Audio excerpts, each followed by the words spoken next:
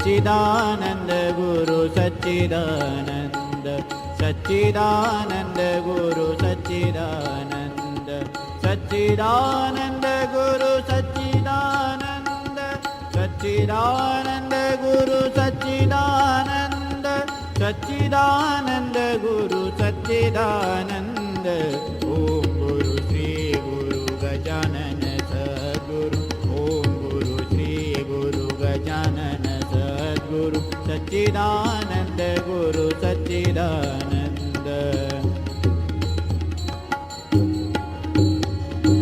सच्चिदानंद गुरु सच्चिदानंद सच्चिदानंद गुरु सच्चिदानंद सच्चिदानंद गुरु सच्चिदानंद ओम गुरु श्री गुरु गजानन सद्गुरु ओम गुरु श्री गुरु गजानन सद्गुरु सच्चिदानंद गुरु सच्चिदानंद सच्चिदानंद गुरु सच्चिदानंद सच्चिदानंद गुरु सच्चिदानंद सच्चिदानंद गुरु सच्चिदानंद सच्चिदानंद गुरु सच्चिदानंद ओम गुरु श्री गुरु गजानन सद्गुरु ओम गुरु श्री गुरु गजानन सद्गुरु सच्चिदानंद गुरु सच्चिदानंद सच्चिदानंद गुरु सच्चिदानंद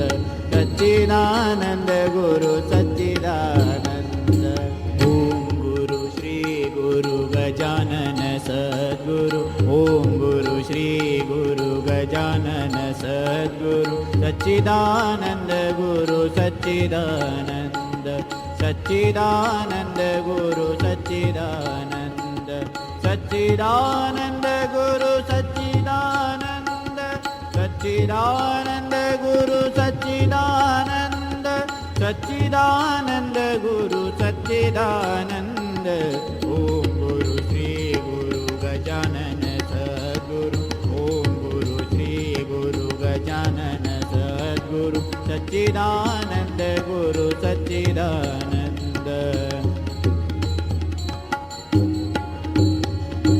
सच्चिदानंद गुरु सच्चिदानंद सच्चिदानंद गुरु सच्चिदानंद सच्चिदानंद गुरु सच्चिदानंद ओम गुरु श्री गुरु गजानन सद्गुरु ओम गुरु श्री गुरु गजानन सद्गुरु।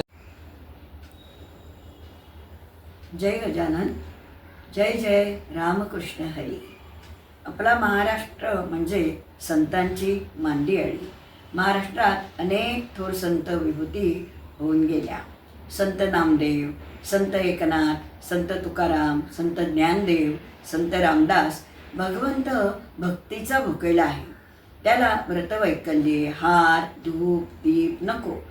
भगवंताला निस्सीम भक्ती हवी। अहो, नाथांच्या घरी भक्तिप्रेमाला भुलून त्यांच्या घरी भगवंताने कष्टाची कामेही केली। नाथा घरी हरी माधवजी कामही करीतो, स्वकरे चंदन घाशी पाणी कावडी गंगेचे भरितो। या संतांचा पंढरीचा विठ्ठल दैवत होते। सर्व संतांनी नाम महात्म्य सांगितले आहे। नाम संकीर्तन साधन पै सोपे, हरतील पापे जन्मांतरीची, असे तुकाराम महाराजांनी सांगितले आहे। या संतांच्या पंक्तीतील माळेतील मणी म्हणजे पावस ते स्वामी स्वरूपानंद होत। रत्नागिरीजवळ पावस ही त्यांची कर्मभूमी। त्यांचे संपूर्ण नाव रामचंद्र विष्णू गोडबोले।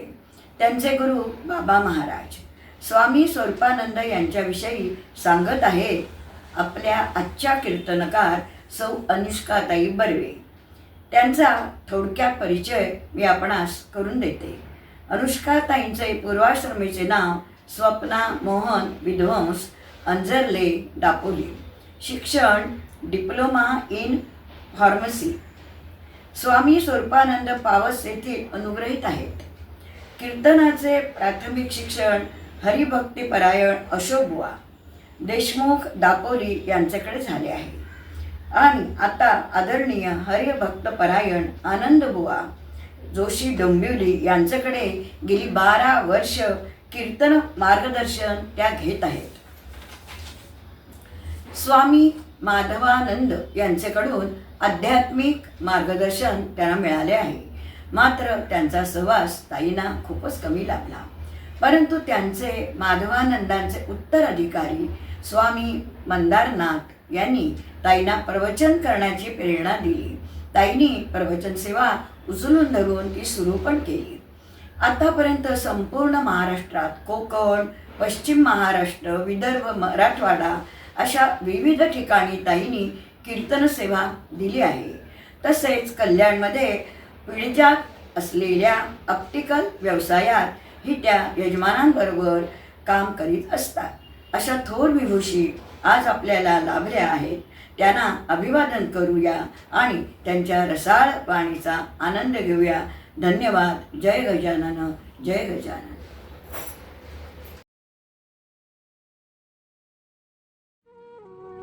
श्रीमन्महागणाधिपतये नमः. वक्रतुंड महाकाय सूर्यकोटिसमप्रभ निर्विघ्नं कुरु मे देव सर्वकार्येषु सर्वदा. नमस्ते शारदे देवी सरस्वती मतिप्रदे वसत्वं मम जिह्वाग्रे सर्वविद्याप्रदा भव. अखण्डमण्डलाकारं व्याप्तं येन चराचरं तत्पदं दर्शितं येन तस्मै श्रीगुरवे नमः.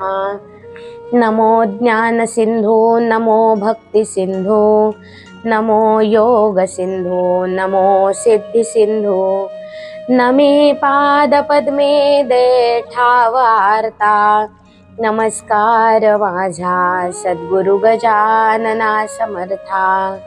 नमितो योगी थोर विरागी तत्वज्ञानी संत परमशांत नवनाथ सद्गुरु स्वरूपानंद समर्थ.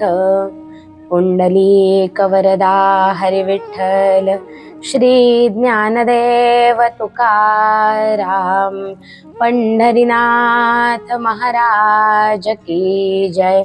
परमहंस सद्गुरु स्वामी स्वरूपानंद महाराज की जय. परमहंस सद्गुरु स्वामी माधवानंद महाराज की जय.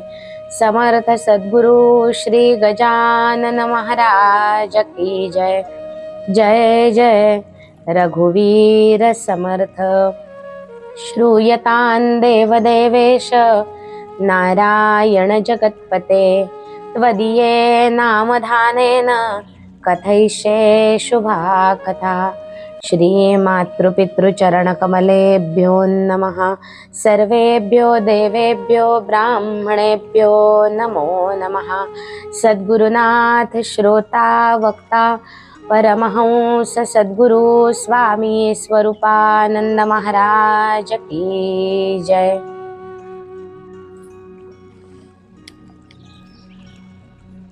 महर्षी वाल्मिकींनी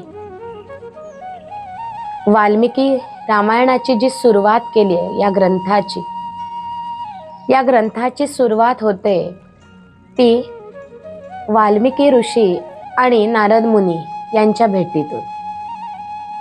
महर्षी वाल्मिकी नारद मुनींना भेटले आणि त्यांनी नारद मुनींना एक प्रश्न विचारला. कोण वस्मिन् सांप्रतं लोके गुणवान कश्च वीर्यवान धर्मज्ञश्च कृतज्ञश्च सत्यवाक्यो दृढव्रतः. की गुरुवर या जगामध्ये सांप्रत असा कोण पुरुष आहे की जो गुणवान आहे, वीर्यवान आहे, धर्मज्ञ आहे, कृतज्ञ आहे, सत्यवाक्य आहे आणि दृढव्रतः असा आहे. आणि या प्रश्नाचं उत्तर देताना देवर्षी नारद मुनींनी असं उत्तर दिलं, रामचंद्र. हाच प्रश्न जर असेच देवर्षी नारद पुन्हा एकदा भूतलावर आले असते, सन 1903 ते 1974 या काळामध्ये जर नारद मुनी पुन्हा भूतलावर आले असते आणि त्यांना जर कोणी हाच प्रश्न पुन्हा विचारला असता की सांप्रत या जगामध्ये अशा कोण आहे, पुरुष आहे, अशी कोण व्यक्ती आहे की जी गुणवान आहे, वीर्यवान आहे, धर्मज्ञ आहे, कृतज्ञ आहे, दृढव्रती आहे, तर याचं उत्तरही मला वाटतं पुन्हा एकदा देवर्षी नारदांनी दिलं असतं रामचंद्र. अर्थातच पहिलं जे देवर्षींनी उत्तर दिलंय वाल्मिकींना रामचंद्र, ते रामचंद्र म्हणजे प्रभू श्री रामचंद्र आहेत. आणि दुसरं जे उत्तर देतात रामचंद्र, ते म्हणजे रामचंद्र विष्णुपंत गोडबोले. अर्थातच आज आपण या प्रवचनमालेत ज्यांच्याबद्दल चिंतन करणार आहोत, ज्यांच्या चरित्राचं अवगाहन करणार आहोत, त्या चरित्राचे नायक स्वामी स्वरूपानंद. श्री गजानन महाराज उपासना केंद्र ठाणे यांनी संत महिमा अशी ही प्रवचनमाला आयोजित केलेली आहे. आणि या प्रवचनमालेतील एक संत स्वामी स्वरूपानंद यांच्या चरित्राचं, कार्याचं, त्यांनी निर्माण केलेल्या वाङ्मयाचं चिंतन करण्याची जबाबदारी म्हणजे मी एकटीने नाही तर आपण सगळ्यांनी, श्रोता वक्ता दोघांनीही करण्याची जी जबाबदारी आहे ती माझ्यावर टाकलेली आहे. त्यामुळे अगदी प्रवचनाच्या सुरुवातीलाच मी ही संधी मला दिल्याबद्दल मी या उपासना केंद्राचे आभार मानते की या निमित्ताने पुन्हा एकदा स्वामींच्या चरित्राचं चिंतन करण्याची संधी मिळाली. अर्थातच आपल्याला दिलेल्या या वेळामध्ये 1.5 तासामध्ये या संपूर्ण चरित्राचं चिंतन होऊ शकणार नाही, कारण खूप विस्तृत आहे चरित्र, खूप त्यांचं वाङ्मय विस्तृत आहे. त्यामुळे 1.5 तासात जेवढं होईल तेवढं अगदी थोडक्यात, आणि अगदी खरं सांगायचं तर श्रोता वक्ता परमहंस सद्गुरू स्वामी स्वरूपानंद असल्यामुळे ते जे काही बोलतील वक्त्याच्या रूपाने आणि श्रोत्याच्या रूपाने ऐकणारेही तेच आहेत. त्यामुळे हे सगळं करणारे हे स्वामी आहेत.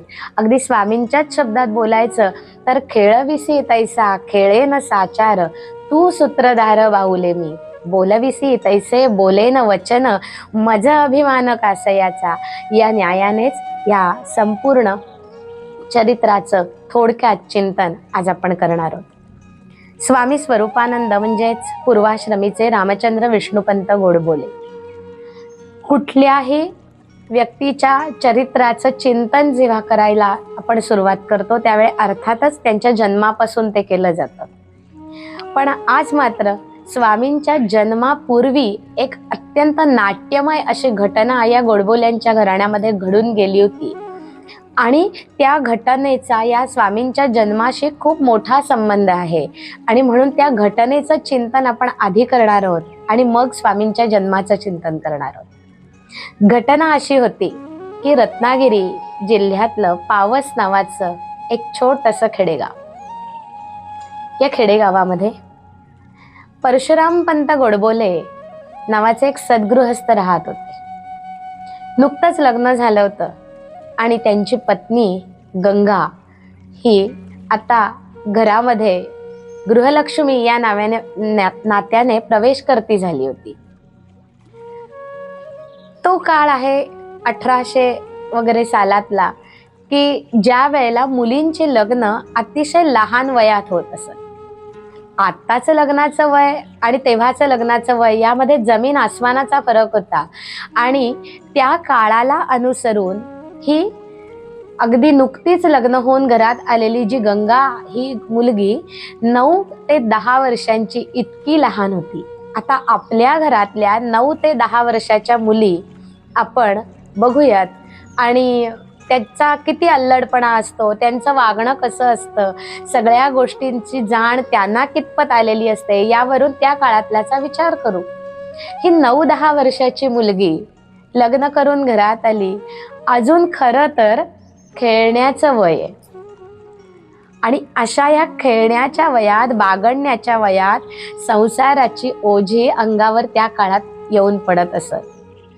घरामध्ये आली आणि खऱ्या अर्थाने तिच्या संसाराला सुरुवात झाली. सासूरवास सुरू झाला. खरं तर सासूरवास हा शब्द छोटा आहे, पण तो त्या काळात बायकांचं जीवन व्यापून टाकत असे. आणि असं सुरुवात झाली, रोज सासूनी काहीतरी काम सांगावं आणि हिने ते करावं, पण ते करताना काहीतरी चूक व्हायची. लहान वय होतं, कळायचं नाही. विचारायची भीती, कसं काम करू असं विचारलं तरी सासूबाई माहेरचा सगळा उद्धार करणार. आणि अशा वेळामध्ये त्या कामात जी चूक व्हायची, त्या चूक झाली की पुन्हा उद्धार ठरलेलाच आहे. आणि असं चाललेलं होतं घरामध्ये. या गंगेचा एक दीर होता, लहान, अगदी पाळण्यात होता. एक दिवस काय झालं, वेळ संध्याकाळची आणि हा रडायला लागला. पाळण्यातलं हे बाळ रडायला लागलं. सासूबाईंनी ऑर्डर सोडली, गंगे त्या बाळाला आवर, त्याचं जरा रडणं थांबव, काहीतरी कर, त्याला उचलून घे, त्याला झोके दे. आता 9-10 वर्षाची मुलगी आहे. तिने पाळण्यातच त्याला ठेवून झोके द्यायचा प्रयत्न केला, खूप झोके दिले, गाणं म्हटलं, पण बाळ काही रडायचं थांबेना. उचलून घेतलं, कडेवर फिरवलं, तरीही बाळाचं रडणं थांबेना. सासूबाई म्हणायला लागल्या की अगं बाळ रडायचं थांबत नाहीये, तर एक काम कर, जरा ती बाळगुट्टीची डबी आहे ना, ती डबी घे आणि त्यातली अफूची गोळी उगाळ आणि बाळाला चाटव. ती चाटवलीस की बाळ शांत झोपेल. तर हिने ती घेतली डबी. विचारायचं धारिष्ट्य नव्हतं, माहित नव्हतं की अफूच्या गोळीचे किती वळसे मी उगाळायचे, यातली काहीच कल्पना नव्हती. तिने उगाळलं आणि स्वतःच्या मनाने, अंदाजाने ती गोळी उगाळली, बाळाला चाटवली. बाळ झोपलं, पण ते कायमचंच. लहानगा पाळण्यातला दीर कायमचा निघून गेला, हा लोक सोडून गेला. काही काळानंतर सासूबाईंच्या आणि घरातल्यांच्या हे लक्षात आलं की पाळण्यातलं मूल गेलंय. आणि मग जी काही गंगेवर झोड उठवली गेली, गंगा रडायला लागली. 9-10 वर्षाची मुलगी आहे, खरंच काही समजत नाही. आणि अशा वेळी सगळे जण टोचून टोचून बोलायला लागले. सासूबाईंनी तर असा काही पट्टा चालू केला की म्हणे या दीराला तू जाणून बुजूनच मारलंयस. आणि असे वेगवेगळे वेगवेगळे आरोप तिच्यावर लादले गेले. आणि सासूबाई म्हणाल्या की हा जो काही गुन्हा तू केलायस हा अगदी अक्षम्य आहे, याला क्षमाच नाही, आणि म्हणून तू या घरात राहण्याच्या लायकीची उरलेली नाहीस. ताबडतोब तू घराच्या बाहेर हो. आणि असं म्हणून गंगेचा हात धरून तिन्ही सांजेच्या वेळेला, ज्या वेळेला काळोख पडायला लागला होता, अशा वेळेला सासूबाईंनी गंगेला हाताला धरून घराबाहेर काढलं. 9-10 वर्षाची मुलगी आहे, काळोख पडायला लागलेला आहे. खरं तर माहेर पावसमध्येच होतं, पण एकदा का आपलं माहेरचं घर सोडून सासरी आपण आलो की त्यावेळेचे संस्कार असे होते की माहेरचं घर जेव्हा सोडतो तेव्हा इदं न मम असं म्हणून सोडायचं असतं. आणि सासरच्या घरात प्रवेश करताना इदंच मम म्हणून प्रवेश करायचा असतो, पुन्हा माहेरी जाणं नाही.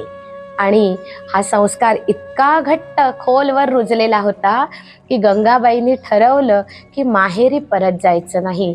आपल्या आई वडिलांच्या नावाला दूषण लागेल असं आपल्याकडून काही घडता कामा नये. आणि म्हणून ही गंगा काळोख पडलेल्या या वेळी घरातून निघाली आणि चालायला लागली. कुठे जायचं, काय जायचं, काही ठरलेलं नव्हतं. चालायला सुरुवात केली त्या काळोखामध्ये. भीती नाही, काही नाही. भगवंताचं नामस्मरण करत करत करत करत करत करत निघालेली आहे. काय करायचं, संपूर्ण आयुष्य कसं जाईल याचा काहीच अंदाज नसताना विचार करण्यासारखी गोष्ट आहे. रत्नागिरीतून चालत निघालेली ही 9-10 वर्षाची मुलगी ही काही दिवसांनी नरसोबाच्या वाडीला पोचली. कृष्णेच्या काठावर मनोहर पादुका आज जिथे आहेत त्या ठिकाणी ही 9-10 वर्षाची मुलगी काही दिवसांनी आणि चालत चालत येऊन पोचली. आणि तिने ठरवलं आता इथेच राहायचं. त्या कृष्णेच्या काठावर एक यती राहत होते, नृसिंह सरस्वती स्वामी महाराज, ज्यांना भगवान दत्तात्रेयांचे दुसरे अवतार असे आपण मानतो.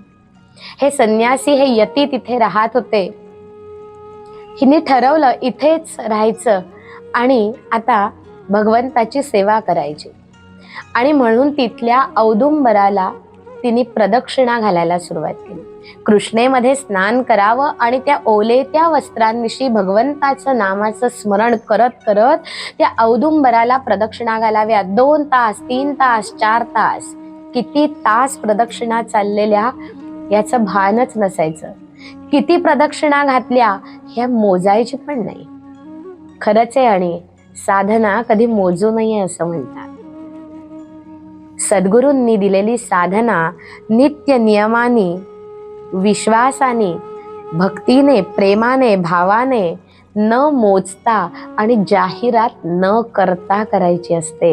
आणि अशी साधना ज्यांच्याकडून होते त्यांना त्या साधनेचं योग्य ते फळ मिळतं. कारण अशांच्या साधनेची दखल भगवान तर घेतात, सद्गुरूही घेतात. आणि अशी साधना चालली आहे, नामस्मरण चाललंय, औदुंबराला प्रदक्षिणा घालणं चाललंय. रोज तिचं हे चाललेलं असायचं. गावामध्ये कुणी दिली माधुकरी, काही दिलं कुणी खायला तर खायचं, नाहीतर उपाशी पोटी राहायचं. आणि असं 1-2 दिवस नाही, काही महिने नाही, 1-2 वर्ष नाही, तर तब्बल 12 वर्ष गंगेने ही साधना केली. आणि तिच्या या साधना ही पाहून, तिचं हे कठोर व्रत पाहून ते यती, तिथले जे संन्यासी होते नृसिंह सरस्वती, ते प्रसन्न झाले. आणि सद्गुरू प्रसन्न झाले की भगवंत प्रसन्न व्हायला वेळ लागत नाही. कारण आपल्याकडे असं म्हणतात की देव पूजिल्या गुरु संतोषे, गुरु पूजिल्या देव संतोषे. त्यामुळे नृसिंह सरस्वती प्रसन्न झाले आणि त्यांनी तिला बोलावून विचारलं, बाळ तू इतकी वर्ष इथे ही तपश्चर्या करतेस, आहेस कुठची तू, कुठून आलीस? आणि तिने घडलेला सगळा वृत्तांत सांगितला. नृसिंह सरस्वतींना वाईट वाटलं.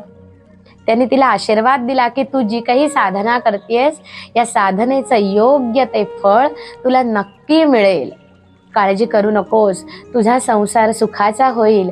आणि इतकंच नाही तर तुझी या वंशी अंश आमुचा येईल जन्मासी, असा आशीर्वाद तिला दिला. गंगेला वाटलं, अरे इतकी वर्ष झाली आहेत, आज पतिदेवांनी, सासरच्या लोकांनी घरातनं बाहेर काढलंय आणि अशा या सगळ्या घटनेमध्ये हे सगळं कसं काय शक्य होणार आहे? पण तरीही पूर्ण विश्वास आहे, सद्गुरू मानलंय त्यांना आणि साधना चालू आहे. इतके प्रसन्नपणे सद्गुरूंनी आपलंसं केलं तरी साधना थांबली नाही. ही खूप महत्वाची गोष्ट आहे. नाही तर आपलं बऱ्याच वेळेला असं होतं, एकतर साधना करायला सुरुवात करतो तेव्हा उत्साह भरपूर असतो आणि कालांतराने तो मावळत जातो. बरं, एवढं करून कोणी दखल घेतली की तर आपण खूपच हरभऱ्याच्या झाडावर चढतो आणि त्या क्षणापासून आपली प्रगती खुंटायला सुरुवात होते. कारण ती साधना आपली कमी व्हायला लागते. पण गंगाबाईचं तसं झालं नाही. साधना नित्य नियमाने चालू होती आणि इकडे हे यती परशुराम पंतांच्या स्वप्नामध्ये गेले आणि पावसला परशुराम पंतांना स्वप्न पडलं की तुम्ही तुमच्या पत्नीला जे असं तिन्ही सांजेला अपमान करून बाहेर काढलंय, खूप मोठी चूक केली आहे तुम्ही जा आणि तिला परत घेऊन या. आणि ती कुठे आहे तर नरसोबाच्या वाडीला आहे हेही सांगितलं. परशुराम पंत नरसोबाच्या वाडीला आले आणि पाहिलं, आपल्या पत्नीला ओळखलं. तिला सांगितलं की मला असं असं स्वप्न पडलंय, मी तुम्हाला परत न्यायला आलोय. पण गंगाबाईंनी सांगितलं की सद्गुरूंचा आशीर्वाद घेतल्याशिवाय, त्यांची परवानगी घेतल्याशिवाय येता येणार नाही. आणि म्हणून हे परशुराम पंत आणि गंगाबाई दोघेही जण आता नृसिंह सरस्वतींच्या समोर उभे राहिले. आणि परशुराम पंतांना धक्का बसला, कारण स्वप्नात आलेले यती महाराज आता समोर दिसत होते. त्यांना साक्ष पटली घडणाऱ्या या सगळ्या घटनांची. आणि नृसिंह सरस्वतींनी दोघांनाही आशीर्वाद दिला आणि आदेश दिला की सुखाने संसार करा, काळजी करू नका, तुमच्या वंशामध्ये आत्मज्ञानी, आत्मसाक्षात्कारी महात्मा जन्माला येईल.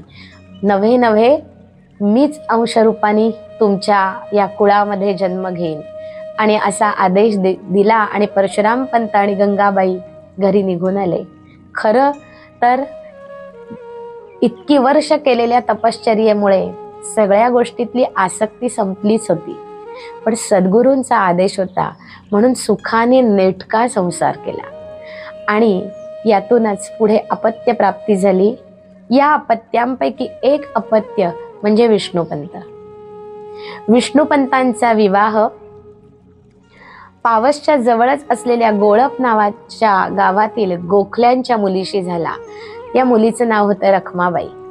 आणि विष्णूपंत आणि रखमाबाई या दोघांना पुढे जे 4 मुली आणि 3 मुलगे झाले, यातीलच एक अपत्य म्हणजे स्वामी स्वरूपानंद. कसं आहे, शुद्ध बीजापोटी फळे रसाळ गोमटी असं म्हटलं जातं. खूप तपश्चर्या झाल्याशिवाय समर्थांचा जन्म ठोसर घराण्यात होत नाही. खूप तपश्चर्या झाल्याशिवाय तुकाराम जन्माला येत नाहीत. खूप तपश्चर्या झाल्याशिवाय नामदेव जन्माला येत नाही. जन्मोजन्मी आम्ही बहुपुण्य केले तेव्हा या विठ्ठले कृपा केली असं संत सांगतात. तेव्हा ही अशी 3 पिढ्यांची उपासना चालत आलेली होती. विष्णूपंत हे सुद्धा महान असे भक्त होते. अखंड विष्णू सहस्रनामाचा पाठ त्यांच्या तोंडात असायचा. अखंड नामस्मरण म्हणजे सदा अखंड कुठलंही काम करत असताना, येता जाता उठता बसता कार्य करिता, सदा देता घेता वदनी वदता ग्रास गिळता. प्रत्येक शरीराकडून जे जे जे जे म्हणून कर्म होईल ते ते कर्म आचरत असताना अखंड भगवान विष्णूंचं स्मरण. कोकणामध्ये राहत होते. आजही कोकणात बघायला गेलात तर घर असतं, घराच्या मागे नारळ पोपळीची बाग असते आणि या बागेला पाणी लावण्याचं काम अनेक लोक तिथले करतात. त्याला शिंपणं काढणं असं म्हणतात. हे शिंपणं काढताना सुद्धा विष्णूपंतांचं विष्णू सहस्रनाम चालूच असायचं. खऱ्या अर्थाने त्यांनी त्यांचं विष्णू हे नाव सार्थ केलं होतं. इतकं अखंड भगवंताचं स्मरण ज्यांच्या मुखामध्ये होतं. रखमाबाई सुद्धा तितक्याच सात्विक वृत्तीच्या. आणि अशा या सात्विक आणि अत्यंत पवित्र असलेल्या दाम्पत्याच्या पोटी मार्गशीर्ष वद्य द्वादशी म्हणजे सगळ्या मासातला उत्तम मास कोणता असेल तर मार्गशीर्ष, आणि सगळ्या तिथीतली उत्तम तिथी कुठली असेल तर द्वादशी. आणि असा उत्तम मास आणि उत्तम तिथी असं योग्य ती वेळ साधून स्वामी स्वरूपानंदांचा जन्म या कुळामध्ये झाला. रखमाबाईंच्या पोटी झाला. तारीख होती 15 डिसेंबर 1903 आणि या अत्यंत शुभ मुहूर्तावर जन्म झाला आणि बाळाचं नाव ठेवलं रामचंद्र. खरोखरच रामचंद्रांचे सगळे गुण घेऊन हे बाळ जन्माला आलं होतं. तरुणव रूपसंपन्नव सुकुमारव महावलव. किती गुण आहेत वाल्मिकी रामायणात रामांचे वर्णन केलेले. हे सगळेच्या सगळे गुण स्वरूपानंदांमध्ये प्रत्यक्ष बघायला मिळत होते. आणि असे हे रामचंद्र जन्माला आले. लहानपणापासून अत्यंत हुशार, अत्यंत हुशार. अगदी चटपटीत म्हणतो ना एखादं मूल असं असतं छान, तसं खूप कुशाग्र बुद्धिमत्ता, अभ्यासू वृत्ती, प्रचंड हौस अनेक गोष्टी करण्याची, देवाधर्माबद्दल मुळातच आवड, संस्कृत या भाषेविषयी उपजतच काही ज्ञान घेऊनच हे रामचंद्र जन्माला आले होते. आणि त्यातून भर पडली आजोबांच्या शिकवणुकीची. मुळात असलेलं ज्ञान आणि त्यातून मिळणारे चांगले संस्कार आणि या सगळ्याचा इतका चांगला परिणाम यांच्या जीवनावर झाला की शालेय जीवनात सुद्धा अत्यंत हुशार, उत्तम वक्तृत्व, काव्य प्रतिभा, सगळेच्या सगळे गुण लहानपणापासूनच या मुलाच्यात दिसत होते. आणि पहिलं सुरुवातीचं शिक्षण पावसमध्ये पूर्ण झालं. प्राथमिक शिक्षण झालं आणि आता उच्च थोडं शिक्षणाकरता, माध्यमिक शिक्षणाकरता म्हणून रत्नागिरीच्या शाळेमध्ये जायला सुरुवात केली. पूर्वी खूप खेडेगाव असायचं हे. या खेडेगावामध्ये शिक्षणाची तेवढीशी सोय नव्हती. आजही कोकणातली अनेक खेडी अशी आहेत की जिथे शिक्षणाची सोय नाही. आणि अशा वेळेला हे रत्नागिरीला शिकायला आले. रत्नागिरीला 10वी 11वी पर्यंतचं शिक्षण पूर्ण केलं. आणि या सगळ्या या शालेय जीवनामध्ये खूप हुशार आहे रामचंद्र हे सगळ्यांच्याच लक्षात यायला लागलं होतं. रामचंद्रांचे मोठे बंधू त्यावेळेला नोकरी निमित्ताने मुंबईला गेले होते आणि ते तिथे राहत होते. त्यांच्या लक्षात आलं की आपला धाकटा भाऊ खूप हुशार आहे आणि तेवढंसं शिक्षण रत्नागिरीत त्याला मिळणार नाही. आणि म्हणून त्यांनी आपल्या या धाकट्या भावाला मुंबईला शिकण्याकरता आणलं. आणि हे रामचंद्र आता रत्नागिरीतून मुंबईला राहायला आले. मुंबईला आले, शिक्षण चालू झालं, व्यासंग मोठा होता. अगदी तरुण वयातच शांकर भाष्य, एकनाथी भागवत, दासबोध, ज्ञानेश्वरी, उपनिषद अनेक सद्ग्रंथांचं वाचन नाही नुसतं, तर त्याचा अभ्यास त्याने सुरू केला. त्यांना खूप वाटायचं आपण विद्वान व्हावं, पंडित व्हावं, वाङ्मय विशारद ही पदवी मिळवावी, असे अनेक गोष्टींच्या इच्छा त्यांनी मनात धरल्या होत्या. अनेक सद्ग्रंथांचं वाचन सुरू होतं. आणि याच वेळेला 1919 साली रामचंद्र मुंबईमध्ये शिकण्याकरता आले. आणि असं झालं की 1920 साली लोकमान्य टिळकांनी देह ठेवला. लोकमान्य टिळकांच्या या अंत्ययात्रेला त्या काळी इतकी गर्दी जमा झाली होती, आजही वर्णन केलं जातं की न भूतो न भविष्यती, अशी गर्दी लोकमान्यांच्या अंत्ययात्रेला जमा झाली होती. आणि या गर्दीत एक होते ते रामचंद्र गोडबोले. आणि या अंत्ययात्रेला जात असतानाच मनोमन रामचंद्रांनी पक्क ठरवलं की काहीही झालं तरी आपण आपल्या मातृभूमीची सेवा करायची. आपला देश आज पारतंत्र्यात आहे, त्याला स्वतंत्र करण्याकरता इतके क्रांतिकारक झगडतायत, या क्रांतिकारकांच्यात आपणही एक व्हायचं आणि असं मनोमन ठरवून स्वातंत्र्य संग्रामात उडी घेतली. अर्थातच लोकमान्यांच्या नंतर ही सगळी सूत्र भारताच्या स्वातंत्र्य लढ्याची गांधीजींच्या हाती गेली. आणि मग गांधीजींच्या नेतृत्वाखाली जे जे म्हणून काही सत्याग्रह असतील किंवा इतर अनेक गोष्टी सुरू झाल्या, या सगळ्यांमध्ये या रामचंद्रांनी भाग घ्यायला सुरुवात केली. अनेक सत्याग्रह असतील, अनेक वेळेला झंझावाती दौरे निघायचे.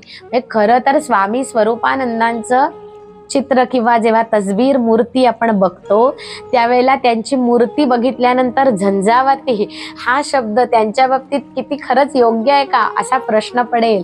पण तरीही या गांधीजींच्या नेतृत्वाखाली जे जे सत्याग्रह झाले त्या त्या सत्याग्रहाचा संपूर्ण प्रसार आणि प्रचार कोकणात व्हावा याकरता रामचंद्र गोडबोल्यांनी झंझावाती दौरे काढल्याचे उल्लेख त्यांच्या चरित्रामध्ये आहे. नुसते दौरे काढले नाही तर तिथे घणाघाती भाषणं केली. म्हणजे खरोखरच झंझावाती आणि घणाघाती हे दोन शब्द आणि स्वामींचं नंतर जर निर्माण झालेलं वाङ्मय वाचलं तर आश्चर्य वाटेल की हे दोन शब्द इथे वापरणं खरोखरच किती योग्य आहे. पण चरित्राचा अभ्यास केला की लक्षात येतं त्या काळातली त्यांनी जी भाषणं केली आहेत त्या भाषणं इतकी प्रभावी आणि प्रखर असायची.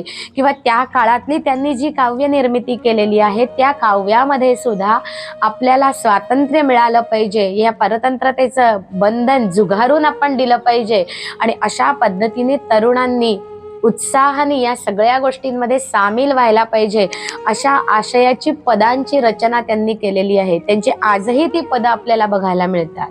आणि असे सगळे प्रकार चालू होते. स्वातंत्र्य संग्रामात उडी घेतली होती.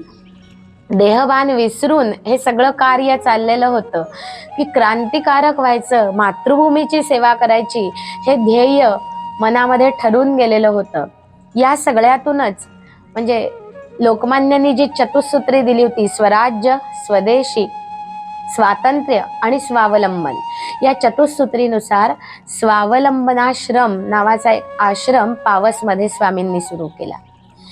या आश्रमामध्ये लाठीकाठी शिकवणं, लेझिम शिकवणं, अनेक गोष्टी पद शिकवणं, सगळ्यांच्यात आपल्या या स्वातंत्र्य विषयीची अनेक निर्माण करणं आणि त्यामध्ये अनेक तरुण भाग कसे घेतील या स्वातंत्र्य लढ्यामध्ये याविषयी जागरूकता वाढावी या दृष्टीने कार्य करणं हे सुरू झालं.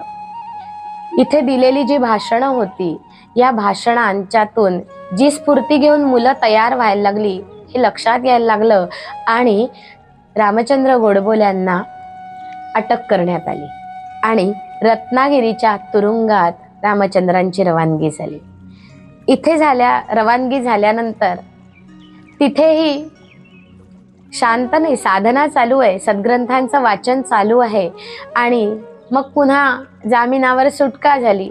सुटका होताना सांगितलं की मी अशा प्रकारचे काही दौरे काढणार नाही, घणाघाती भाषणं देणार नाही, अशा प्रकारची काव्य निर्मिती करणार नाही, सगळं कबूल केलं. तुरुंगातून सुटका झाल्यानंतर मात्र पुन्हा या सगळ्या कार्याला सुरुवात झाली. आणि यातून अनेक तरुण निर्माण होत आहेत हे लक्षात आल्यानंतर यांना आता इथे ठेवण्यात अर्थ नाही असं इंग्रज सरकारच्या लक्षात यायला लागलं। या मधल्या काळात असं झालं, आपल्या भाच्याची ही सगळी कुशाग्र बुद्धिमत्ता, त्याचं कार्य आणि हे सगळं बघितलं आणि रामचंद्रांचे जे मामा होते गोखले यांनी आपल्या भाच्याला आपल्या बरोबर घेतलं आणि त्यांनी त्यांचे सद्गुरू बाबा महाराज म्हणजेच गणेशनाथ यांच्याकडे पुण्याला नेलं आणि बाबा महाराजांना म्हणजे गणेशनाथांना अशी प्रार्थना केली की तुम्ही माझ्या या भाच्याला अनुग्रहित करावं, कारण कुठल्या तरी एखाद्या संतांचा सत्पुरुषाचा सहवास जर या माझ्या भाच्याला मिळाला तर माझ्या भाच्यामध्ये अशी एक विलक्षण बुद्धिमत्ता आहे की तो काहीतरी परमार्थाच्या क्षेत्रामध्ये, अध्यात्माच्या क्षेत्रामध्ये चांगलं काम करून जाईल हे मामांनी ओळखलं होतं आणि म्हणून स्वतःबरोबर गणेशनाथांकडे नेलं। अर्थातच गणेशनाथांनी अनुग्रहितही केलं।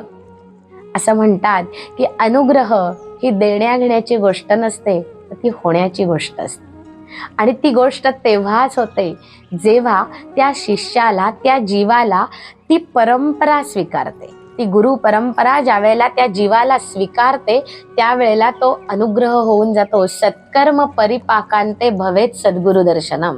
आपल्या सत्कर्मांचा परिपाक झाला की असे चांगले सद्गुरू आपल्या जीवनामध्ये येतात आणि मग त्या शिष्याचं जीवन त्या सद्गुरूंनी दाखवलेली साधना केली की आमूलाग्र बदलून जातं आणि असंच यांच्या जीवनामध्ये झालं। सद्गुरूंकडनं दीक्षा मिळाली, अनुग्रह मिळाला। आता खूप वाचन याच्या आधी झालं होतं आणि म्हणून असं कितीतरी ठिकाणी वाचलं होतं की शक्तिपात दीक्षा देताना डोक्यावर सद्गुरूंनी हात ठेवला की त्या शिष्याची समाधी लागून जाते, तो एका वेगळ्याच भावावस्थेत जातो वगैरे, अशा अनेक गोष्टींचं वाचन झालं होतं आणि म्हणून गणेशनाथांनी डोक्यावर हात ठेवल्यानंतर आपल्याला यातला काही अनुभव आला नाही असं रामचंद्रांना वाटायला लागलं की, आणि इतकं मनाचे प्रांजळ होते की त्यांनी तसं गणेशनाथांना अत्यंत नम्र शब्दात सांगितलं की मी असं वाचलंय, विवेकानंद आणि रामकृष्णांच्या चरित्रामध्ये वाचलंय की विवेकानंदांना रामकृष्णांचा स्पर्श झाला आणि त्यांची भावसमाधी लागली, ते सगळं ब्रह्मांड त्यांच्या भोवती गोल फिरतंय असं त्यांना अनुभव यायला लागला, पण मला तर असा काहीच अनुभव आला नाही। गणेशनाथ हसले आणि पाठीवरून हात फिरवला रामचंद्रांच्या आणि म्हणाले, अरे काळजी करू नकोस, आत्ता तर कुठे मी दुधाला विरजण लावलंय, विरजणाचं बोट आत्ता तर कुठे फिरवलंय, काळजी करू नकोस, साधना कर, कधी घट्ट दही होऊन जाईल हे तुझं तुलाही कळणार नाही। आणि खरोखरच तसंच झालं। सद्गुरूंच्या आदेशानुसार साधना सुरू झाली। त्यानंतर पुन्हा पावसला आले, पुन्हा हे क्रांतिकारक कार्य, राष्ट्रकार्य चालूच राहिलं आणि हे करत असताना एका बाजूनी स्वतःची साधना नित्य नियमाने अत्यंत प्रेमाने चालू झाली। पुन्हा इंग्रज सरकारने उचललं आणि येरवड्याच्या तुरुंगामध्ये नेऊन ठेवलं। या तुरुंगात मात्र स्वामींना खूप एकांत मिळाला आणि म्हणतात ना समर्थ की रमाकांत एकांत काळी भजावा। खरोखरच या एकांताचा रामचंद्रांनी पुरेपूर उपयोग करून घेतला। स्वामींनी पुरेपूर उपयोग करून घेतला, खूप साधना केली, खूप वेळ त्यांचा या ध्यानामध्ये जायला लागला, नामामध्ये जायला लागला, अनेक चांगले चांगले मित्र मिळाले आणि उत्तरोत्तर प्रगती व्हायला लागली। आणि रामचंद्र गोडबोल्यांचे कधी स्वामी स्वरूपानंद झाले हे खरोखरच त्यांना हे कळलं।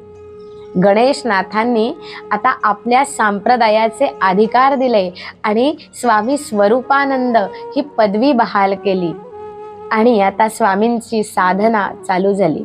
त्यांच्या एक लक्षात आली गोष्ट की आपले गुरुजी नेहमी ज्ञानेश्वरीचं वाचन करतात। ते जी ज्ञानेश्वरी वाचतात ती ज्ञानेश्वरी आता अगदी जीर्ण झालीये। ती वाचताना त्या कागदाचे तुकडे पडत आहेत आणि म्हणून स्वामींनी असं ठरवलं की आपण आपल्या गुरुजींना गुरुदक्षिणा म्हणून ज्ञानेश्वरी द्यायची। आता समजा आपण असतो तर काय केलं असतं, जाऊन विकत आणली असती आळंदीला ज्ञानेश्वरी आणि दिली असती, पण स्वामींनी तसं केलं नाही आणि स्वामींनी ज्ञानेश्वरी स्वतः लिहायला सुरुवात केली. ज्ञानेश्वरीच्या 9,000 पेक्षा जास्त ओव्या आहेत, पण या ओव्या रोज नित्य नियमाने थोड्या थोड्या करत लिहून काढायच्या असं स्वामींनी ठरवलं आणि ज्ञानेश्वरीच्या लिखाणाला सुरुवात केली. आता अर्थातच आपणही असे अनेक वेळेला नेम घेत असतो, पण ते पूर्ण किती होतात हा प्रश्न आहे. बऱ्याच वेळेला बघा, असं एक जण माझ्या ओळखीचे होते, ते म्हणाले 1 जानेवारी ते 5 जानेवारी मी मॉर्निंग वॉकला जात नाही. का जात नाही?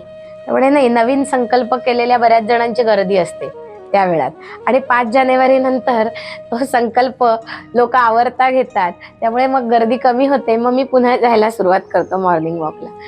असं बऱ्याच जणांच्या नेमाचं असतं की घेताना उत्साहाने नेम घेतला जातो, ठरवल्या जातात, संकल्प केले जातात, पण ते तितकेसे पूर्णत्वाला नेले जात नाहीत. आणि असं काही आपल्या बाबतीत घडू नये म्हणून स्वामींनी स्वतःला एक दंडक घालून घेतला की ज्या दिवशी आपलं हे लिखाण होणार नाही त्या दिवशी आपण काहीतरी प्रायश्चित्त घ्यायचं, काहीतरी शिक्षा स्वतःला ठरवून ठेवली. आणि आश्चर्याची गोष्ट अशी आहे की स्वामींना असं प्रायश्चित्त घेण्याची वेळ आली नाही. अशा पद्धतीने हे ज्ञानेश्वरीचं लिखाण चालू राहिलं आणि इतकं सुंदर ते लिखाण झालं. ती ज्ञानेश्वरीची पोथी तयार झाली. कसं लिहिलं, किती सुंदर अक्षर आहे. असं म्हणतात सुभाषितकार की अक्षरानी समशीर्षाणी वर्तुलानी घनानीच परस्पर विलग्नानी शिवपार्वती युग्मवत. अक्षर कसं असावं याचं वर्णन करताना सुभाषितकारांनी हे सांगितलं. दासबोधामध्ये तर समर्थांनी फार सुंदर सांगितलंय की पहिले अक्षर जे काढावे ग्रंथ संपेतची पाहत गेले एक टाकेची लिहिले ऐसे वाटे. आणि असंच स्वामींनी ही ज्ञानेश्वरी लिहिली की पहिलं अक्षर जे स्वामींनी काढलं, पूर्ण ज्ञानेश्वरी संपेपर्यंत ते अक्षर जसंच्या तसं आहे. जणू काही एकदा लेखणी उचलली आणि ती पूर्ण लिहून झाल्यावरच ठेवली असं वाटावं. वाटोळे सरळ मोकळे वोतले मसीचे काळे कुळकुळीत वोळी चालिल्या ढाळे मुक्ता माळा देशा. असं अक्षर सुंदर काढलेलं होतं की जणू काही मोत्यांची माळच तिथे ठेवलेली आहे.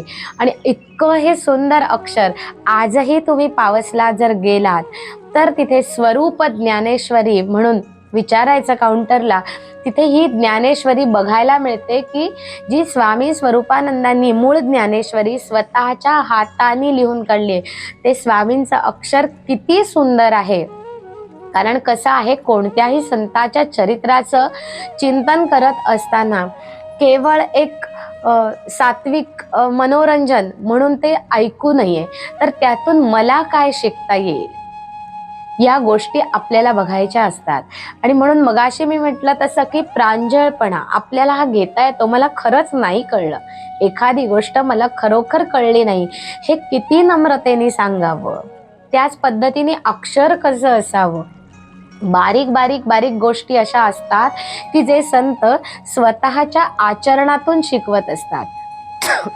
संत नुसता उपदेश करत नाहीत, तर आधी केले मगच सांगितले या न्यायाने त्यांचा उपदेश असतो. आणि म्हणून माझे कीर्तनाचे जे गुरुजी आहेत ते नेहमी असं सांगतात की विचारवंतांचं काही ऐकू नये, कारण त्यांचं जे असतं सांगणं ना ते त्यांच्या फक्त विचारातनं झालेलं असतं. पण संतांचं जरूर ऐकावं, कारण त्यांचं जे सांगणं असतं ते त्यांच्या अनुभवातनं आलेलं असतं. आणि म्हणून संतांच्या सगळ्या गोष्टी बारकाईने बघाव्यात आणि नुसत्या बघाव्यात नाहीत, त्या चिंतन कराव्यात, नव्हे त्या आचरणात आणायला शिकाव्यात. किती सुंदर अक्षर काढावं, किती आपलं नेटकं लिखाण असावं, या सगळ्या गोष्टी स्वामींनी स्वतः आचरून दाखवल्या. आणि अशी ही लिहिलेली ज्ञानेश्वरी स्वामींनी आपले सद्गुरू गणेशनाथ यांना अर्पण केली. आणि गणेशनाथांनाही ही गुरुदक्षिणा खूप आवडली. आणि त्यानंतर सुरुवात झाली सद्गुरू सेवेला. आता त्या काळात गणेशनाथ जरा आजारी होते. स्वामी पुण्याला जाऊन राहिले आणि खऱ्या अर्थाने गुरूंची सेवा सुरू झाली. शारीरिक सेवाच नव्हे तर गुरूंना कोणती सेवा अपेक्षित असते? माऊली म्हणते, जैसे स्वामीची या मनोभावा भाविजेला ऐसी करू सेवा. गुरूंना ती सेवा आवडते की शिष्याने आपण सांगितल्या पद्धतीने साधना केली पाहिजे. शारीरिक सेवा तर खूप केली गणेशनाथांची स्वरूपानंदांनी, पण त्याबरोबर साधना नित्य नियमाने चालू राहिली. कारण समर्थ म्हणतात की जयास वाटे सुखचे असावे, तेने रघुनाथ भजनी लागावे. त्यांनी भगवंताच्या चरणाशी लागलं पाहिजे तरच सुखाची प्राप्ती होते. आणि म्हणूनच ही सेवा खूप सुंदर पद्धतीने चालू आहे. अगदी तनु मनु जीवे चरणाशी लागावे, अगरवता करावे दास्य सकळ. सगळी सेवा केली आहे. पाय चेपण्यापासून अगदी अंग पुसून काढण्यापर्यंत सगळ्या प्रकारची सेवा सद्गुरूंची केली, पण ते साधन न सोडता नित्य नियमाने साधना चालू आहे. ध्यानाला बसणं चालू आहे, सद्ग्रंथांचं वाचन आहे, ज्ञानेश्वरीचं वाचन आहे, आणि अशी सुंदर सेवा चालू होती. आणि या सेवेचं फळही हळूहळू हळूहळू त्यांना मिळायला लागलं होतं. अधिकार या परमार्थातला वाढत निघालेला होता आणि काही काळाने पुन्हा पावसला परत आले स्वामी. कार्य चालू झालं. एकीकडे स्वातंत्र्य लढ्याचं कार्य चालू होतं, एकीकडे साधना चालू होती. अशा अनेक गोष्टी चाललेल्या असताना एक दिवस मात्र वेगळाच स्वामींच्या या जीवनामध्ये आला. आणि त्या दिवसाने, त्या रात्रीने स्वामींच्या जीवनामध्ये आमूलाग्र बदल घडवून टाकला. तो दिवस होता आषाढ शुद्ध नवमीचा. जगदंबेच्या मनामध्ये काही वेगळाच विचार आला होता आणि तिने स्वामींचं जीवन बदलवून टाकण्याचं ठरवलं. आपल्याकडे अनेक असे सत्पुरुष आहेत की विवेकानंद आहेत की ज्यांची निर्विकल्प समाधी लागेपर्यंतची तयारी असताना सुद्धा परमहंसांनी सांगितलं की निर्विकल्प समाधीच्या सुखात मग्न राहू नको, तुला देशकार्य करायचंय. गोळवलकर गुरुजी आहेत जे हिमालयात तपश्चर्याला निघाले होते, पण त्यांनाही राष्ट्रीय स्वयंसेवक संघाची जबाबदारी पेलण्यासाठी भाग पडलं. असे अनेक आहेत. तसं इकडे उलट झालं स्वामींच्या बाबतीत की क्रांतिकारक देशभक्त म्हणून ओळख होती, पण एक दिवस काय जगदंबेच्या मनात आलं आणि स्वामींवर एक प्रचंड असा शारीरिक आघात झाला. म्हणजे स्वामींनी तो सगळा प्रसंग वर्णन करून ठेवलाय की त्यामध्ये स्वामी असं म्हणतात की त्या दिवशी जवळपास आम्ही गेलो, म्हणजे स्वतःचा मृत्यू स्वतः डोळ्यांनी त्यांनी बघितला. आपुले मरण पाहिले म्या डोळा, हे जे वर्णन केलं जातं ते खरोखरीच त्यांनी त्यांचा मृत्यू अगदी बघितला. आणि अगदी मरता मरता जे वाचलं, आपण म्हणतो ना वर हात लावून परत येणं, अशा पद्धतीचा एक अतिशय भयंकर असा अनुभव स्वामींना त्यांच्या जीवनामध्ये आला. आणि त्या प्रसंगाने, त्या शारीरिक आघाताने ते एवढे आजारी पडले आणि पूर्ण अंथरुणाला खिळले. अत्यंत विकलांग अशी अवस्था झाली. चालता येईना, बोलता येईना, जेवता येईना, नव्हे उठून बसताही येईना. कुशीवर करायचं झालं तरी दुसऱ्या माणसाची मदत लागायला लागली. इतकी विकलांग अवस्था निर्माण झाली. पण या सगळ्यामध्ये स्वामींची जी चर्या होती, जे मुख होतं ते अत्यंत प्रसन्न होतं. कुठेही या आजारपणाबद्दल कुरकुर नाही, काय आता कसं करू, काय करायचं, यातल्या कुठल्याही प्रकारचे स्वर त्यांच्या मुखातून कधीच बाहेर आले नाही. आणि अशा काळातही गुरूंनी दिलेली साधना नित्य नियमाने चालू राहिली. आणि असे 1-2 महिने नाही, 6 महिन्यांपेक्षा जास्त कालावधी या आजारपणामध्ये गेला.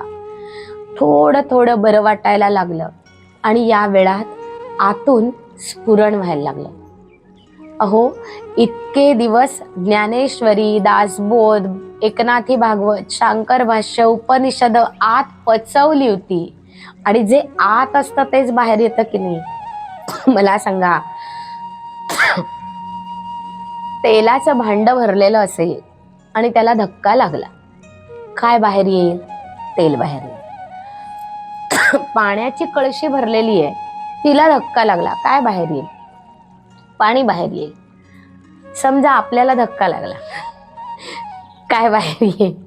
बघा काय येतं ते, त्याच्यावरून ठरवायचं ते आत जे असतं ते बाहेर येतं. लगेच सुरुवात होते की नाही शिव्या द्यायला.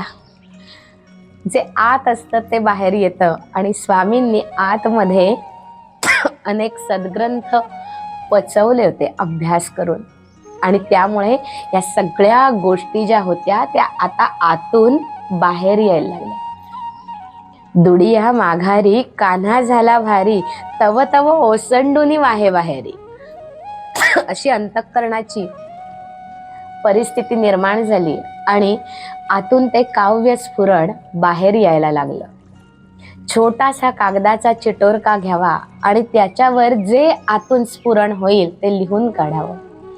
आणि असं एक एक करताना 162 साक्यांची निर्मिती झाली. कधी 2 साक्या, कधी 3 साक्या, कधी 4 साक्या. यापेक्षा जास्त साक्यांची निर्मिती होत नसे, कारण शरीर अत्यंत विकलांग, शरीराची साथ नव्हती. पण तरीही त्यावेळेला या अमृताच्या धारा बाहेर पडायच्या. त्या साक्या आजही अमृतधारा या नावाने प्रकाशित झालेल्या आहेत स्वामींच्या. काही साक्या अजूनही अप्रकाशित आहेत, पण या अशा साक्या तयार व्हायला लागल्या. आत्मा स्फुरण यायचं आणि स्वामी लिहायला सुरुवात करायचे. जगत जननी तव भक्ती सुधेची पावन भिक्षा घाल, जगत जननी तव भक्ती सुधेची पावन भिक्षा घाल, दारी पातला पहा तुझ्या हा भाग्यवंत कंगाल. काय सुंदर शब्द आहेत. त्या जगदंबेकडे काय मागावं तर भक्ती सुधेची पावन भिक्षा घाल. मी भिक्षेकरी म्हणून उभा राहिलोय आणि कुणाच्या दारात? त्या जगदंबेच्या दारामध्ये उभा राहिलोय आणि त्या जगदंबेच्या दारात जाऊन भिक्षा मागावी वाटलं म्हणून मी भाग्यवंत आहे. पण तरीही माझ्याकडे जे असायला हवं भक्तिप्रेम ते नाही. स्वामी म्हणतात हे इतकं भक्तीने ओतप्रोत ज्यांचं अंतःकरण भरलंय तेही म्हणतात ते भक्तिप्रेम माझ्याकडे नाही, कमी पडतंय म्हणून त्या भक्तिसुधेची पावन भिक्षा घालते, नाही कमी पडतंय म्हणून मी कंगाल आहे असं ते म्हणतात. आपली अवस्था काय असेल? 2 माळा केल्या की आम्ही 2 फूट वर चालायला लागतो की दिवसाला मी एवढ्या माळा करतो. पण इथे स्वामी सांगतायत की त्या भक्तिसुधेची पावन भिक्षा घाल. इतक्या सुंदर साक्यांची निर्मिती चाललेली होती. शरीराची ही विकलांग अवस्था सुद्धा त्यातून कधी कधी डोकावत असे. स्वामी एखाद दिवस असं लिहित असत की सदैव मार्गी चालत असता मजला देतो हात, सदैव मार्गी चालत असता मजला देतो हात, उठता बसता उभा पाठीशी त्रैलोक्याचा नाथ. त्या भगवंताच्या कृपेनेच तर हे सगळं चाललंय याची पुरेपूर जाणीव असल्यामुळे अशा प्रकारच्या साक्यांची निर्मिती व्हायला लागली. आणि हळूहळू आता कळायला लागलं आजूबाजूच्या लोकांना की ही एखादी परमार्थातली अधिकारी व्यक्ती आहे. आणि मग लोक दर्शनाला यायचे आणि त्या लोकांना त्यांचं कल्याण व्हावं.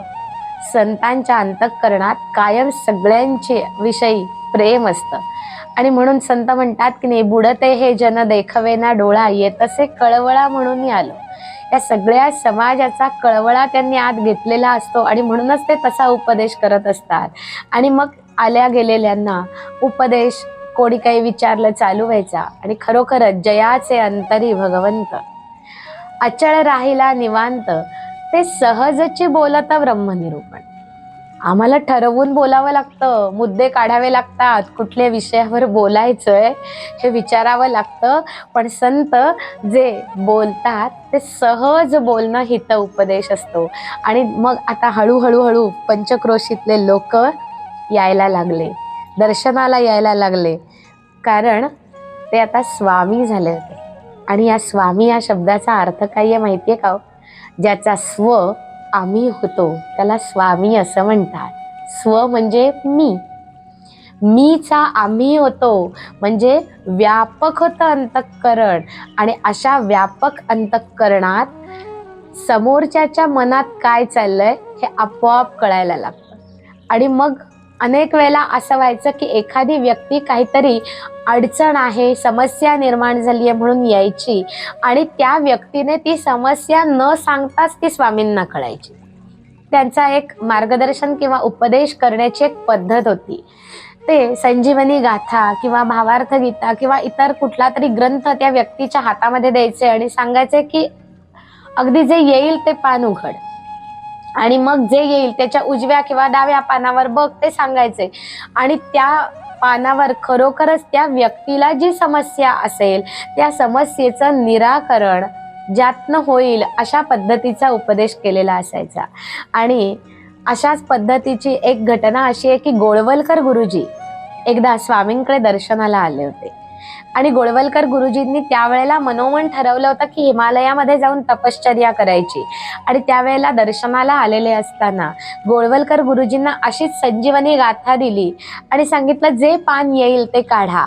आणि गोळवलकर गुरुजींनी पान उघडलं. स्वामींनी सांगितलं आता उजव्या वरचा अभंग वाचा आणि तो अभंग होता, ध्येयासाठी जगू सोसू सुख दुःखे, ध्येयासाठी सुखे अर्पू प्राणा, ध्येयासाठी करू सर्वस्वाचे दान, जुगारू बंधन अहंतेचे, ध्येयासाठी मारू स्वार्थावरी लाथ, लौकिकाची मात दूर ठेवू, स्वामी म्हणे मन ध्येयी समर्पून, होऊची आपण ध्येय रूप.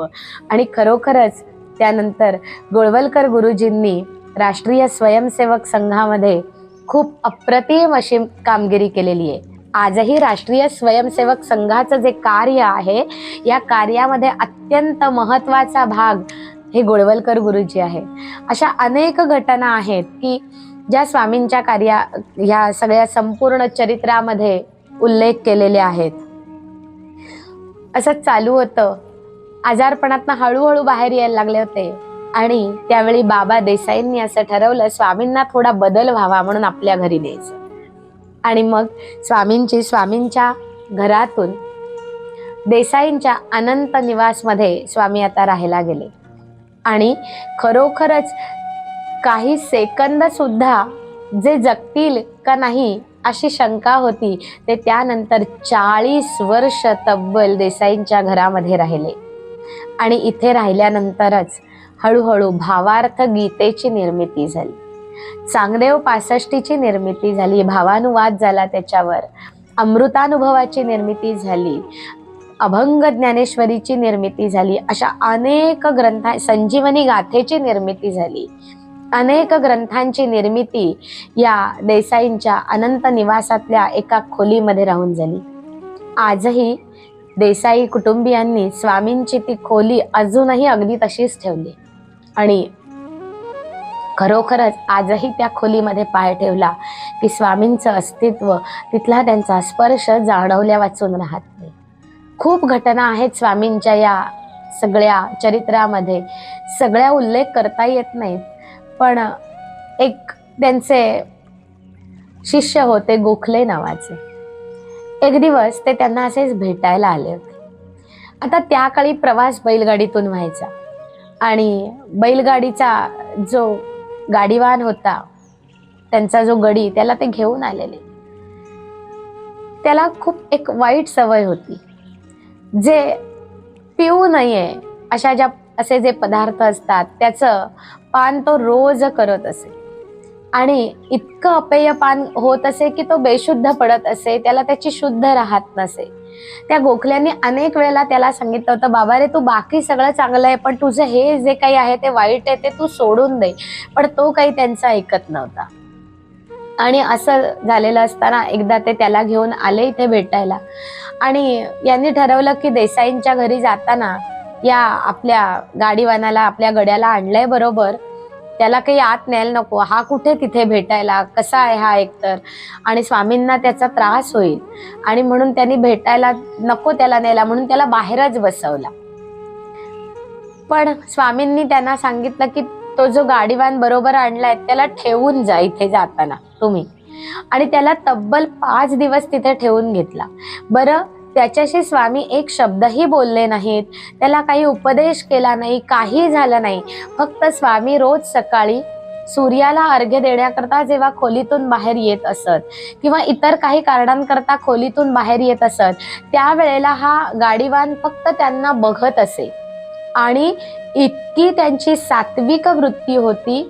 संतांच्या सहवासाचा एवढा काही एक वेगळा अनुभव असतो की नुसतं केवळ 5 दिवस दिवसातनं काही वेळेला स्वामींना बघून बघून बघून त्याच्या अंतःकरणातली जी वृत्ती होती ती इतकी पालटली की त्याने त्या दिवशी निश्चय केला की मी जे काही घाणेरडं कर्म करतो आहे हे मी कायमचं सोडून देईन.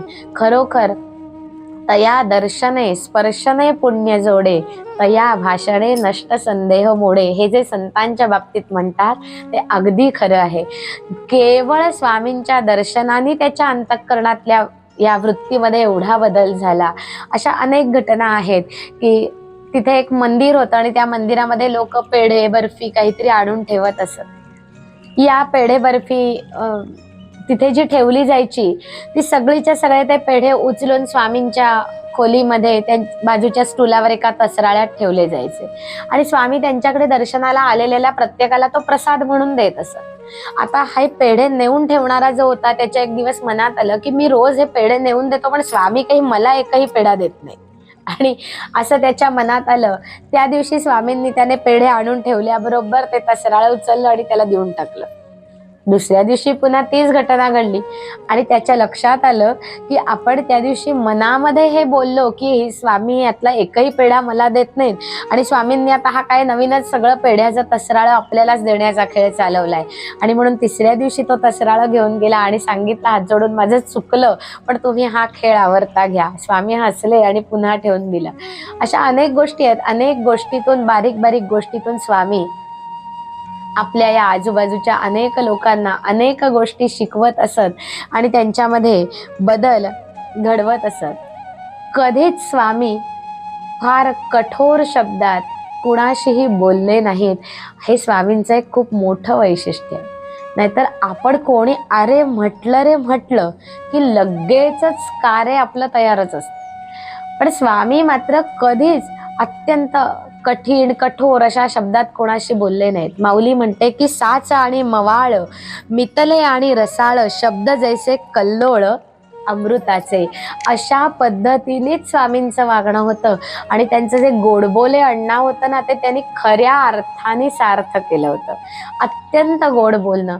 आणि खरोखरच त्यांनीच लिहिलेली एक साखी आहे की सुहास्य वदन प्रसन्न दर्शन निर्मल अंतःकरण मित मधुभाषण शुद्ध मन तथा सदैव सत्याचरण एवं षटविध सज्जन लक्षण अंगी बाणता पूर्ण होतो वश परमेश वाहतो जगदंबेची आण. 6 गुण सांगितले. या 6च्या 6 गुणांतले 6च्या 6 गुण स्वामींनी स्वतःच्या आचरणातून लोकांना शिकवले. खूप जणांना खूप सुंदर सुंदर उपदेश स्वामींनी त्यांच्या वाङ्मयातून केलेले आहेत. त्यांना भेटायला जे अनेक लोक यायचे याच्यामध्ये वेगवेगळ्या स्तरातले लोक असायचे. स्त्री पुरुष असायचे. त्या पद्धतीने लहान मुलंही असायची.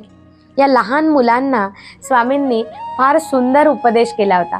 तो फारसा कुठे प्रसिद्धीत येत नाही किंवा आपल्याला दिसत नाही. पण स्वामी स्वरूपानंदांनी लहान मुलांना जो एक उपदेश केलाय तो खूप सुंदर आहे. त्यांनी एक असं काव्य लहान मुलांकरता केलं होतं की उषक्काली उठावे मुखमार्जन करावे देवाधिदेवा आठवावे भक्तिभावे करोनिया.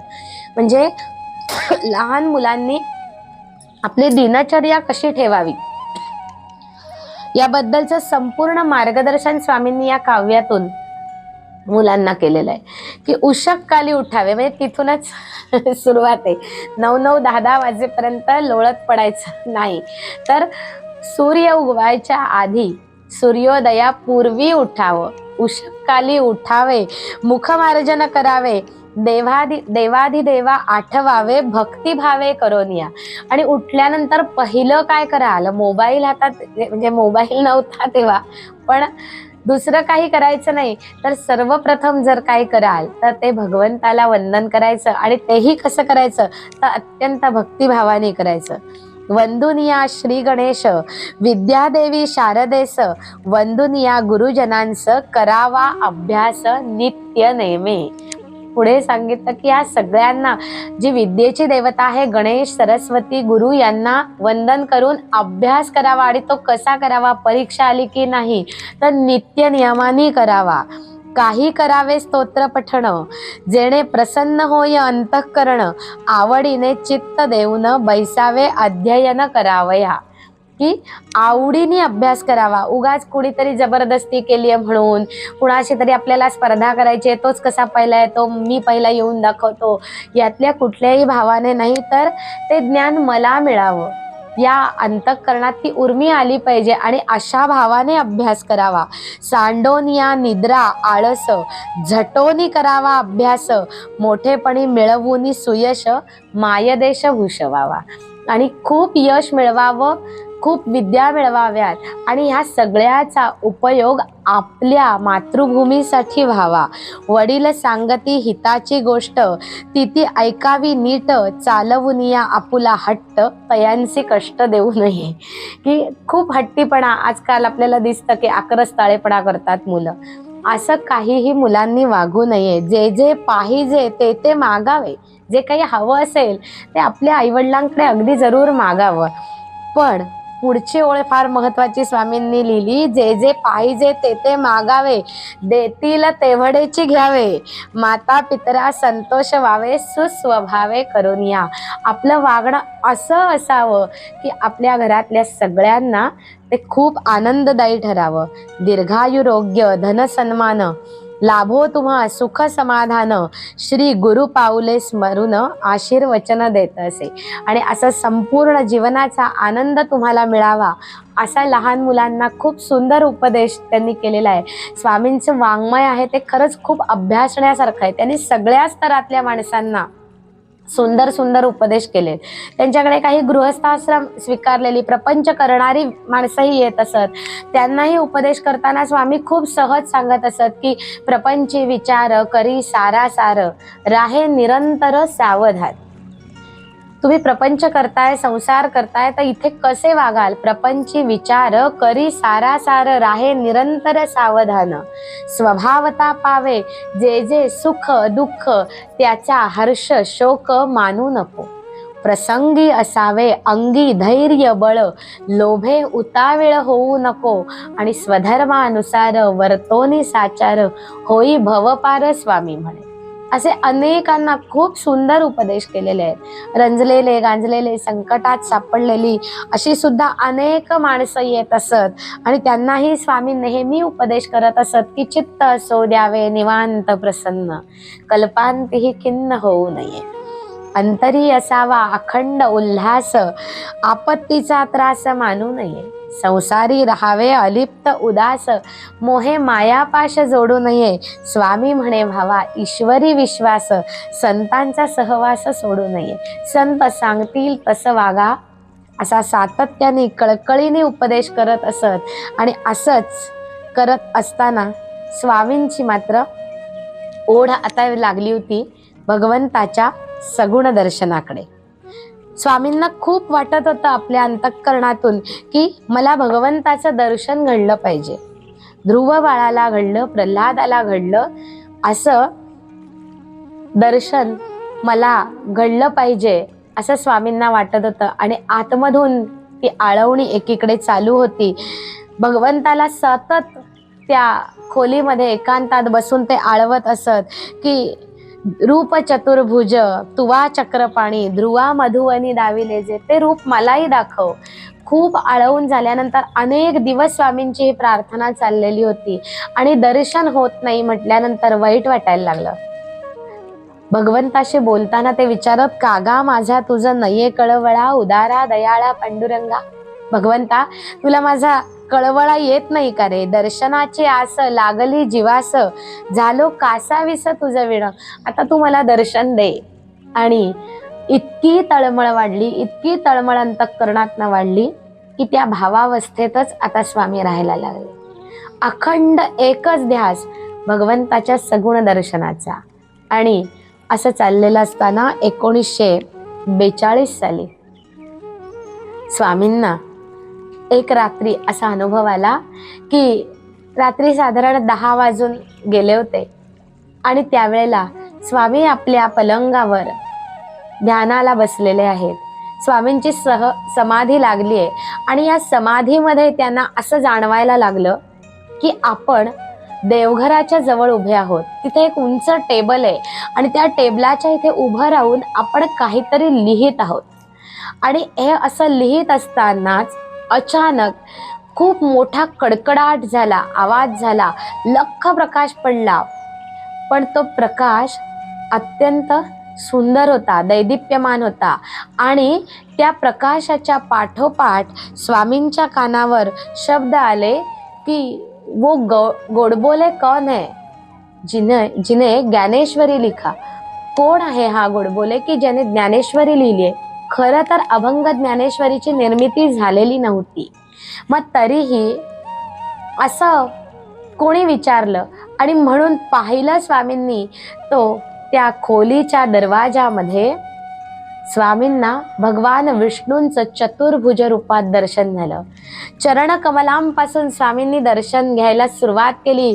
शंख चक्र गदा पद्म 4 आयुध घेतलेली आहेत आणि केवढी तरी भव्य दिव्य अशी मूर्ती.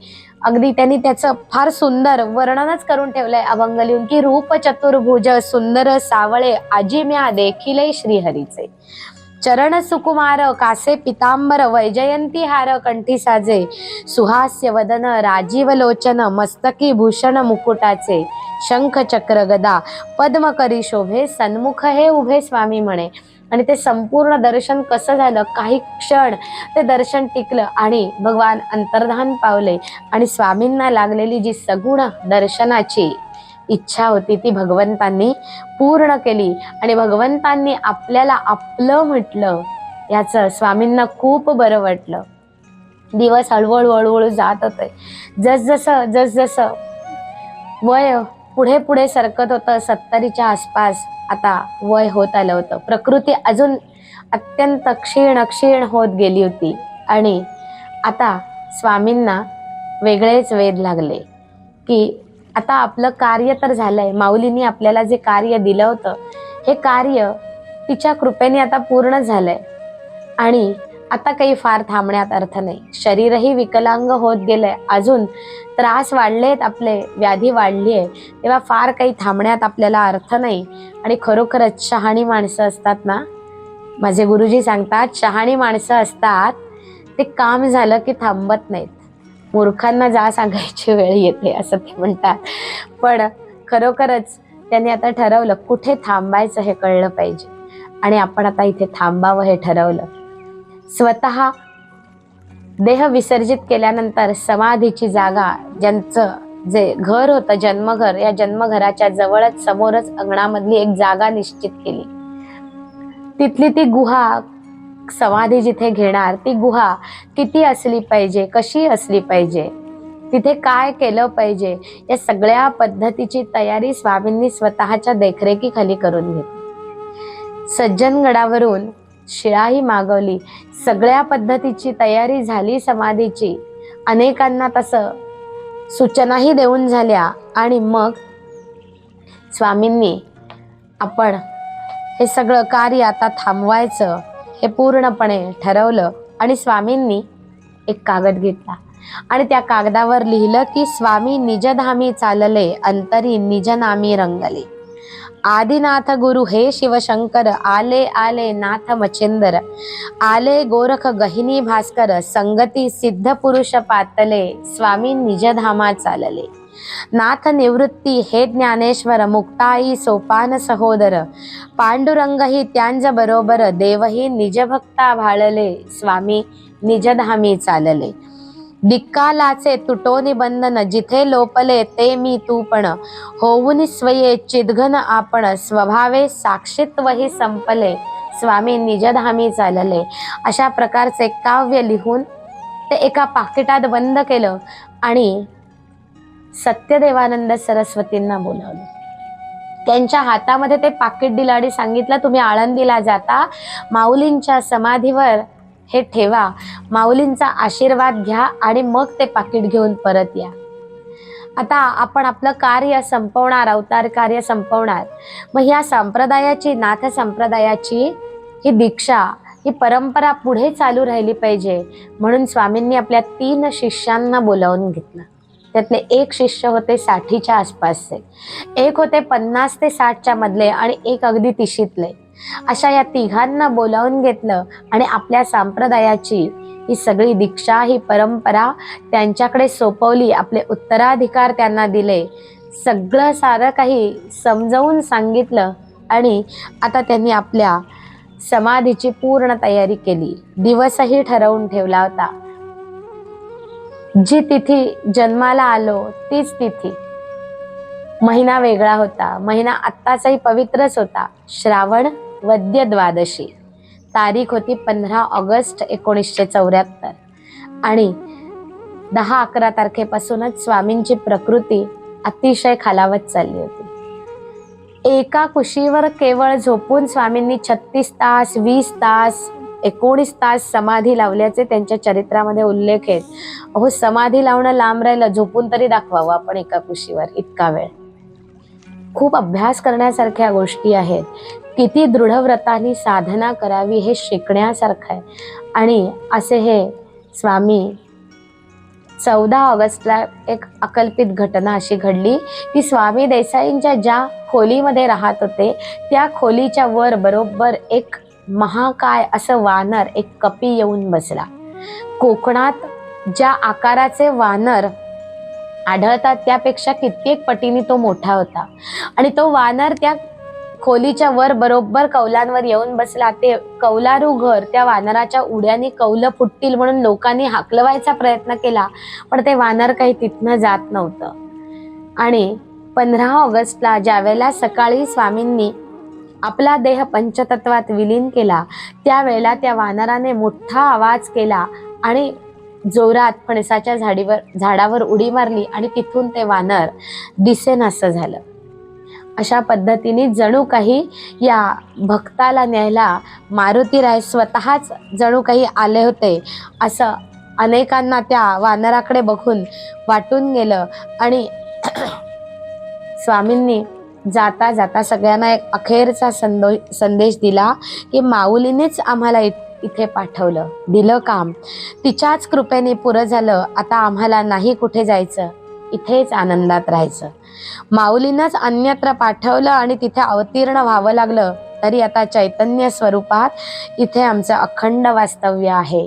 अशा पद्धतीचा एक संदेश सगळ्यांकरता लिहून दिला आणि मग स्वामींचा देह त्यांनी सांगितलेल्याप्रमाणेच त्या समाधी विवरात ठेवला गेला. कापूर, चंदन, मीठ इत्यादी सगळ्या प्रकारचे, कस्तुरी, केशर, अशा सगळ्या प्रकारच्या गोष्टी त्या देहाच्या बाजूला पसरल्या गेल्या आणि स्वामी पंचतत्वात विलीन झाले. जरी संत असे पंचतत्वात विलीन झाले तरी संत आपल्याजवळ पुन्हा 3 रूपांनी राहतात. एक समाधी रूप, दुसरं कीर्ती रूप आणि तिसरं ग्रंथरूप. आणि ह्या ग्रंथरूपाने, समाधी रूपाने स्वामी आजही आपल्याबरोबर आहेत, निश्चितच आहेत. आणि आजही ते आपल्याला शिकवण देत आहेत.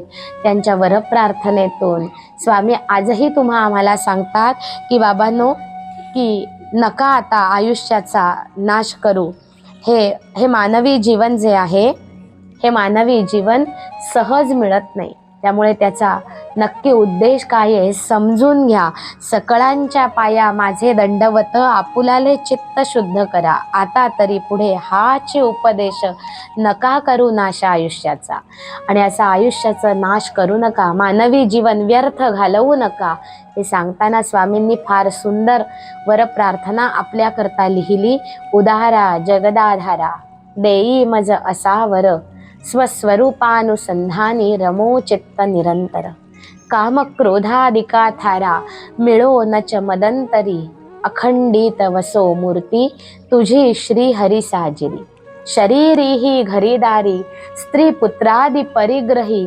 अनासक्त असो चित्त, आसक्त त्वदनुग्रही. नको धन नको मान, नको लौकिक आगळा. सोडवी हा परी माझा, मोहपाशातून गळा. नको भोग, नको त्याग, नको विद्या, नको कला, अवीट पद पद्माची अमला भक्ती दे मला.